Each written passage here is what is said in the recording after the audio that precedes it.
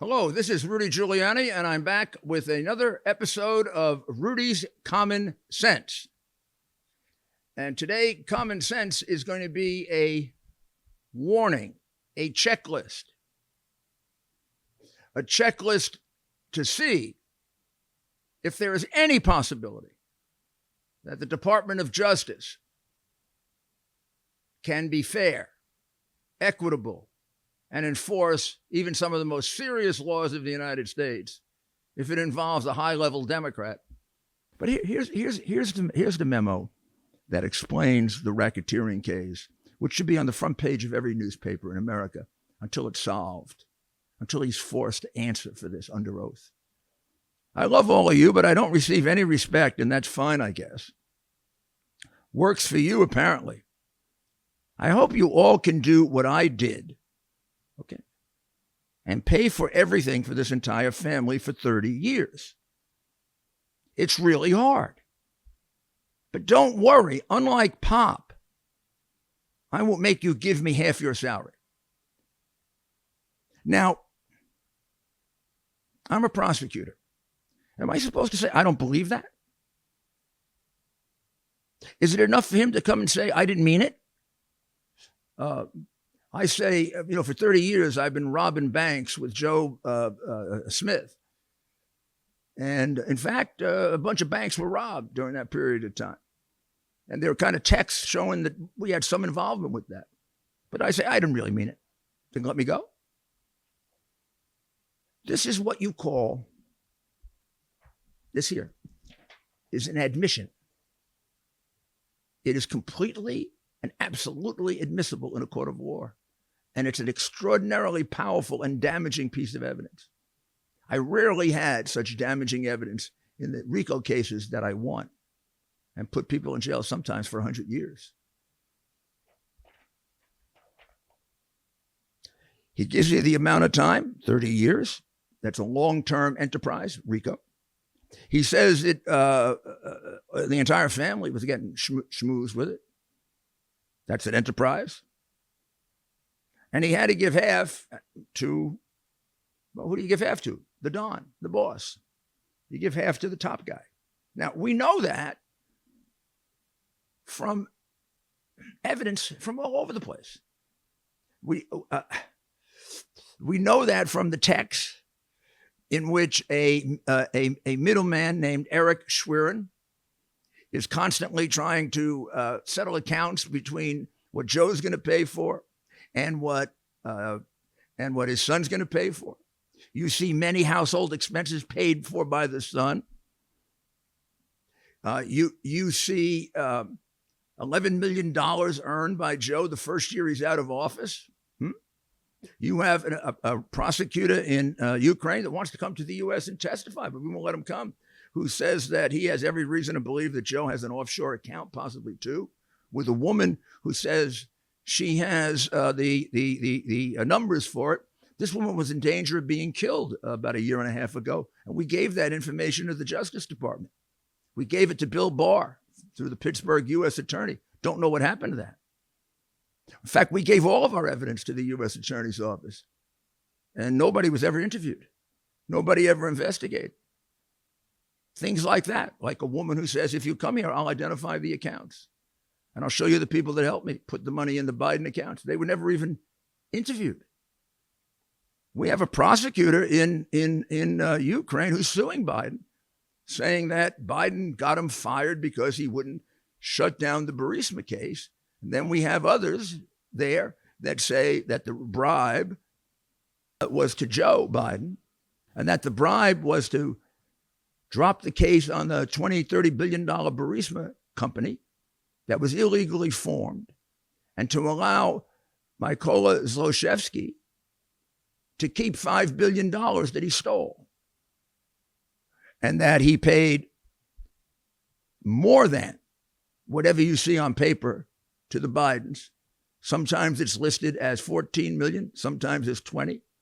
But then he paid a massive bribe of $50 to $100 million to President Poroshenko of Ukraine, which is maybe why the Ukrainian government is sitting on it. All this evidence is available by witnesses who would testify to it in court. all of it's dismissed as not true or Russian disinformation. Got nothing to do with Russia. I was dismissed as Russian disinformation until the New York Times and the Washington Post said everything in the hard drive was true. Think your homeowner's insurance covers home title fraud? Think again. And neither does your common identity theft program. The FBI calls home title fraud one of the fastest growing crimes, which is why you need to go to HomeTitleLock.com, America's leader in home title protection. Here's the problem. The deed to your home is the only document that proves you own it. And the deeds to all of our homes now are online. In minutes, a criminal can find and forge your name off the deed to your home and refile as the new owner. Like Jeff, who spent a fortune in legal fees after a thief forged himself onto the deed to Jeff's home and took out loans. Jeff didn't have home title lock then. He does now. Or Deborah, who thought our common identity theft service would protect her. Then a criminal got onto the deed to a home and had her evicted. Deborah has home title lock now. HomeTitleLock.com is your peace of mind, and the deed to your home is protected. Visit HomeTitleLock.com. HomeTitleLock.com. And then you've got a document that's on my podcast, just a piece of paper that shows you laundering of over $3 million from Ukraine to Latvia, from Latvia to Cyprus into the account of Rosemont Seneca. You see the money coming from Cyprus, where it went as a loan, and then it was an actual payment, laundered by the premier laundering firm in the premier laundering firm in Ukraine, right through their banks, different company names and different descriptions, and then finally it comes out, and it takes a year or two to find it because they cover it up, and accidentally, or maybe because of government process, it comes out in the trial. They didn't think there'd be people sharp enough to keep on top of it, or they hoped it would be the press that would cover it up, but we found it. And there it is, the money. You can see it on paper, right on my podcast, the money going right to Rosemont Seneca. Again, a firm owned by Hunter Biden, Kerry's stepson, and Devin Archer. I don't know if you realize what's happened to you, what's been done to you. And I have a fear that these people who I don't understand who they are anymore, or the press that sucks up to them and just writes lies for them, after lie, after lie, after lie, does Russian collusion for 4 years and never even apologizes for it, wins Pulitzer Prizes for it, and doesn't give back them. They won a Pulitzer Prize for a false story. Not only that, they won a Pulitzer Prize for a conspiracy to obstruct justice. That story is not just a story. It's a conspiracy to take out a candidate for president and then to take out a duly elected president of the United States based on false charges. You realize how serious that is? Except in our warped, woke society. But if you want to catch up a little, and you want to just go to 2 that would tell you the story. Here's the more recent one, and it's episode 175. Here it is. It's called "Boss of the Biden Crime Family." Here's the picture. Again, it's 175, and you see Miranda Devine is the guest. She lays out many of these allegations and the proof of it from the hard drive. There's Hunter demonstrating quite clearly. We'll show you a bunch more photos because they're going to become relevant of his situation. But you go through this, you get a pretty good idea of what has to be answered if we're going to make America a democracy again. because a country that doesn't have equal justice, I don't know, it's not really a democracy. It's not a country of laws. It's not a republic. I don't know what it is. It's getting close to being a socialist dictatorship, isn't it? With a half-wit as the dictator, a sick man. If you can't figure that out, there's something really wrong with you. But now let's go through a simpler one that's a little easier. I don't know, maybe the others are pretty simple, but this one's really, really simple. And I think this one becomes relevant now because of the horrible tragedy in Buffalo. In Buffalo, we had a terrible shooting motivated in large part, if not completely, by race, based on the memo, or rather a manifesto left behind by the murderer. And the issue there, and it's once again, although in this case, the motive is white racism. In Waukesha, Wisconsin, it was black racism against whites. Black Lives Matter sympathizer who drove into the Christmas crowd. We could go over different ones of these, but they all come back to, then the Democrats yell for gun control, gun control, gun control. Gun control, the way it's enforced, gun control is useless because it's not enforced. Before we decide if we need other gun control laws, how about we enforce the ones that we have, and particularly in Democrat states? But there are gun laws. They do exist. And in this particular case in Buffalo, whether he was a white racist or a black racist or a Black Lives Matter guy or an Antifa guy, he went and he got a gun. He bought a gun. However, he had a record, had a serious record of having threatened to kill people in the school, having talked about killing people and destroying people. A record that was so bad it was reported to the police. A record that was so bad he was put in the hospital for a day and a half for evaluation. And he was evaluated as dangerous. They had the option of putting that in his file. They weren't required to, but they had the option to do it. They didn't. They did not. If they did, and if New York were competent enough to have the system work, which is another question, because the state is dysfunctional, then he never would have gotten the gun. And if you believe in gun control, right, and you want more gun control laws, why aren't you outraged at that? Because you can have more gun control laws, and if they're not enforced, it's not going to mean anything. You have a law right now in most states that says that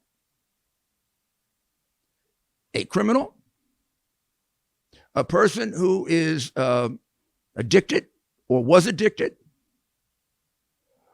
or a person who has a history of mental problems should not be allowed to buy a gun. That's a law in, I think, every place, I think. If that law were followed correctly, if the state of New York were competent enough, governed competently enough, like New York City was governed competently when I was mayor, which is why crime went down 65%. And then Bloomberg took it down even more because the city was governed competently by honest people, not incompetently by a large number of crooks, which is what New York State is now. They basically are thinking about how much money can they make for their relatives. That's what the governor is thinking about in Buffalo. How much money for dad, for the father who has the concession on the stadium. That's what her lieutenant governor, who she picked right away, that's what he's in trouble for. You want to guess how many more of them do that? Just make a guess. I'm not allowed to. Now, I'm not going to say this crime would not have taken place if the police and the hospital officials had done what they should have done and reported. And I'm going to tell you why, a bad reason. I'm not sure New York is competent enough to have picked it up on time, because they're more worried about taking care of themselves. And that's why the darn place has got to get reformed, just like all those cities where there was record crime. It's not all incompetence. It's a lot incompetence. It's a lot corruption. But at least there'd be a chance. There is a chance that had they reported it, it might not have happened. Might not have happened. Now, if you're asking like the president does and Schumer, every time there's a crime for more gun control laws, don't you have to show you're applying the ones you have effectively? Don't you? Well, New York isn't. Okay. Now, let me show you an example to the American people that once again proves that Biden and the Democratic Party are a group of dangerous hypocrites. And I'm going to give you just a little outline of this, okay? Just a little outline that I happen to have right here. On October 12th of 2018, Hunter Biden went into a store in Delaware and he purchased a .38 revolver. No question about it. No question about it. We'll take a short break and we will be right back. Not long ago, Mike Lindell, the inventor of MyPillow, and his team fit me for my very own MyPillow. They also introduced me to their wide assortment of other incredible products, like their mattress topper, their sheets, towels, slippers, and more. Sleep is incredibly important to me, and I can assume for all of you. It's time you give MyPillow a try and see for yourself. Listeners have helped build MyPillow into the incredible company it is today, and Mike Lindell wants to give back to all of you. You can get great discounts on MyPillow products by going to MyPillow.com right now and seeing each of the specially priced items, including those in the radio listener special square. You're going to see rotational offers up to 66% off on products like their pillows, mattress topper, Giza sheets, but also new products like their slippers, weighted blankets, robes, and waffle blankets. All MyPillow products come with a 60-day money-back guarantee. Enter promo code Rudy for these great specials. That's MyPillow.com and use the promo code Rudy. Welcome back. Well, if you're going to be serious about gun control, you have to prosecute the serious violations of the gun control law. And you have to prosecute them strictly. We prosecuted gun crime very, very strictly, which is why we brought murders down. Here's a simple one. This would take a non-anything to figure this out. On the date of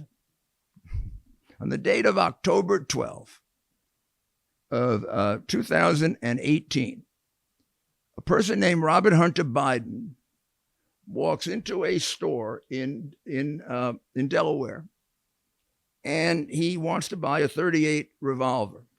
To do that, he has to fill out an application, as all of us do. He fills it out. He puts his address down. Oh, by the way, this is not Russian disinformation. And I really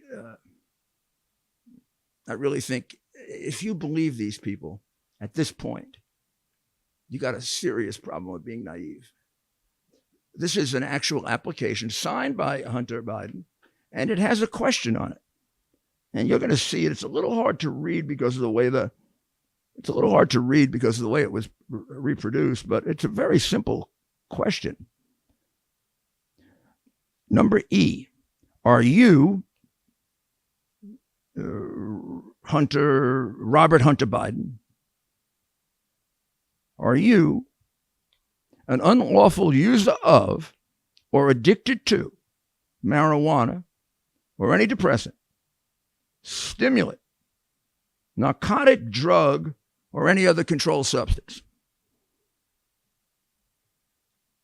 No. Okay. Now I'm going to show you two statutes. Okay. Those are laws of the United States. All right. Those are criminal laws of the country that Joe Biden swore allegiance to and to faithfully execute those laws. One of them is 18 U.S.C. section 922, paren A, paren 6. It says it's unlawful for anyone to make a false statement in an attempt to get a firearm. And then under 18 U.S.C. 922, paren G, there's a second law that says it is a 10-year felony, 10-year felony for an unlawful user of narcotics to receive or possess a firearm. There are 100, without exaggeration, pictures in the computer that was given to me by John Mac Isaacs showing Hunter Biden smoking crack while driving an automobile, while sitting in a closet with smoke all around himself, while being sexually pleasured by prostitutes and others, while just walking around the house with his crack pipe with no clothes on. I might add, many of those times it was in a home in which 2 minor children lived. There are pictures of him talking to prostitutes with his crack pipe.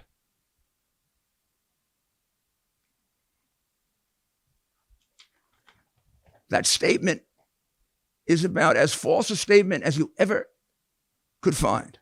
Now, let's pass over the hypocrisy of Joe Biden having let a law get enforced that kept thousands and thousands and thousands of people in jail for 5, 10, 15, and 20 years, using 1/10 the amount of drugs that he knows his son used. This guy was in rehabilitation 10 times.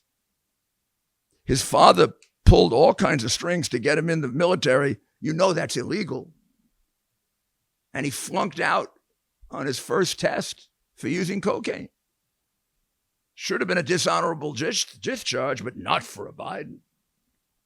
Gosh almighty, they can't get prosecuted for $31 million from China. How the hell they can get prosecuted for being a drug addict in the military?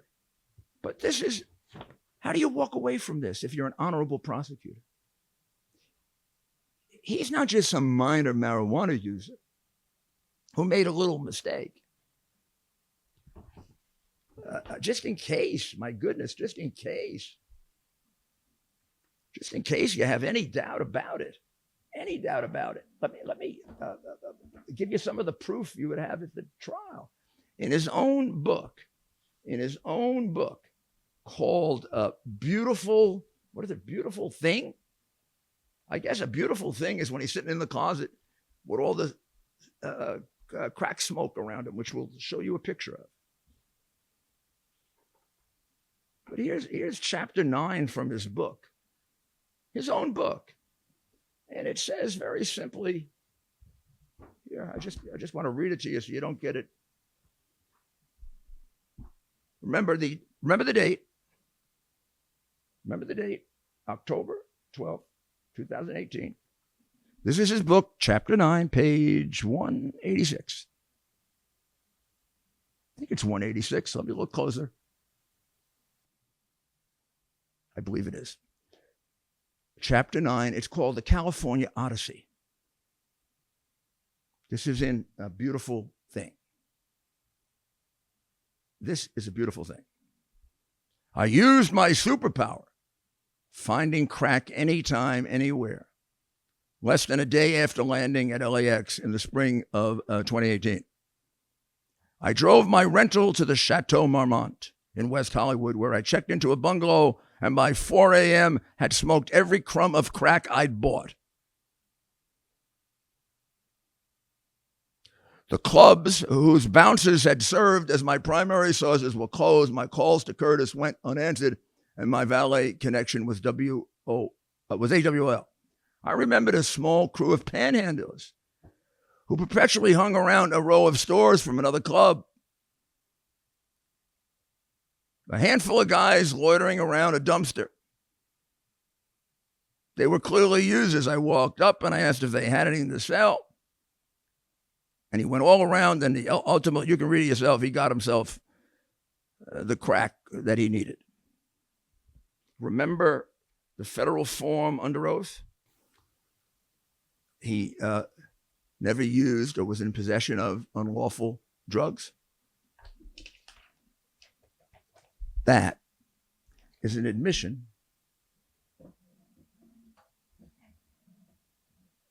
of this crime. You put this next to that, and you go to jail for 10 years. If you are an unprotected, unentitled, simple American citizen, a 10-year felony for an unlawful user of narcotics to receive or possess a firearm. He's an unlawful user of narcotics by his own admission. And he bought, by his own admission, a firearm. And he lied, which also violates 922A6. There is no question in the world that he is a drug addict. And there is no question in the world that that statement is false. And there is no question in the world that that statement is a federal felony. And there is no question in the world that he is an unlawful drug user in possession of a firearm, which is a 10-year felony. There's no question about it. There's a question about whether this administration is so dishonest, so unjust, so unfair, that it won't prosecute him when it prosecutes lots of other people for lots smaller things. And then there's a bigger question. You tell me how Joe Biden can go on television and tell us we should have more gun control legislation when his son is one of the more notorious violators of the gun control law. Joe, you lie about everything. You're a hypocrite. You're a disgrace to the United States. I don't know how you can get on that television, you or any of your Democrat co-conspirators, and tell us we need more gun control when you don't enforce the gun control laws that exist right now, like your incompetent governor in New York doesn't. If she had enforced those laws, maybe, just maybe, there'd be people alive today that aren't. And if you enforced the gun control laws that existed, maybe, just maybe, we wouldn't have set records in Democrat cities last year, 12 of them, with prosecutors that are owned and operated for millions by Soros, who let people out of jail. I know how to reduce crime because apparently I'm the only one who ever did it at that level. And I'm going to tell you one way you do it. You don't be a crook yourself. You enforce the gun laws that exist. We don't need more gun laws. We need to enforce the ones that exist. We need honest people in government. And when someone who's a drug addict says that they're not, we prosecute them. And then if we prosecute them, there'll be fewer of them. Deterrence has been a purpose and a valid purpose of the criminal law for 1,000 years. It goes back to the common law. It goes back to the Roman law. It goes back to the Greek law. And baby, you're not smarter than all of them. In fact, I think you were left back in the 3rd grade. But that's not what's wrong with you. What's wrong with you is you're crooked. And I'm calling you out. You're a crook. And you're a miserable father. To take an addicted son at 17 or 18 years old and use him as a bag man for your crimes. I know mafia guys that wouldn't do that, pal. I'm not just embarrassed of you as my president. I totally and completely disrespect you as a man for what you did to your son. And your failure to prosecute this one law, and there are thousands you failed to prosecute, is a total testament to what a phony you and your political party are. Don't give me we need more gun controls. Give me a couple of honest officials who enforce them. Not your phony governor in New York, and not you. They never even report the fact that the guy wants to kill people. What's wrong with you? You don't report the fact that the guy had to go into, it's not just that he said it, I want to kill somebody. He went into a hospital. You don't report that. You don't enter that. So when the guy goes to get a gun, he doesn't get it. Hopefully, if you know what you're doing, it just takes a little bit to know what you're doing. It usually means start thinking about doing your job instead of the extra cash you're going to make. That's usually what ends up making a good public official. And you, Biden, you can't say a damn thing about gun control. You got a son who violated blatantly a 10-year gun control federal felony so clearly that it's staring right at us. In any country that had an honest FBI or Justice Department, he'd have been prosecuted years ago. Well, we don't want that anymore. We don't want a bunch of dishonest people running our government.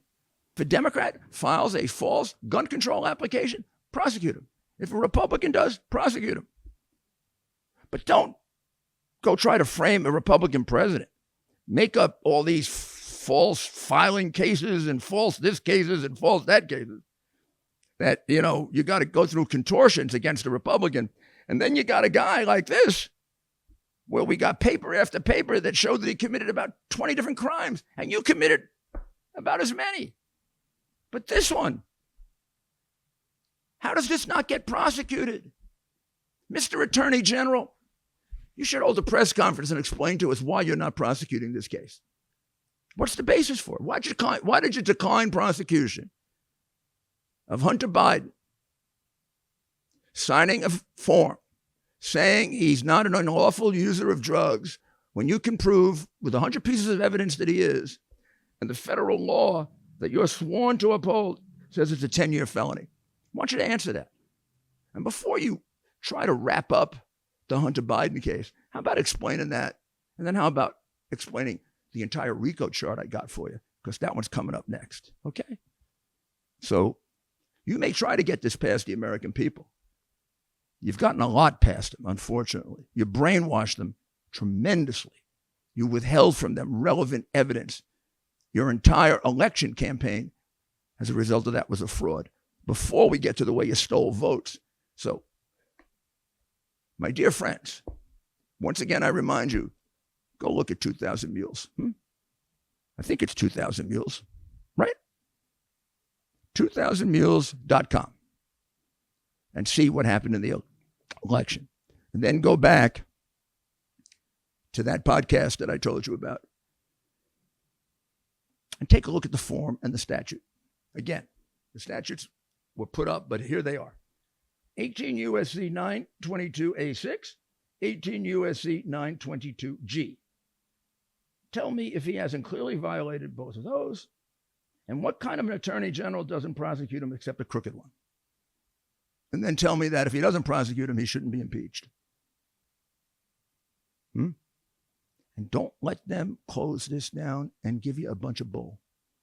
There are a lot of crimes to answer for here that go to the heart of why this country is in such trouble and why we're so divided. We will never be united when there are two systems of justice, one for Democrats and one for Republicans, with a serious difference. Well, thank you. And I'd love to hear your comments on this, or maybe some extra things that you know about the injustices that are taking place.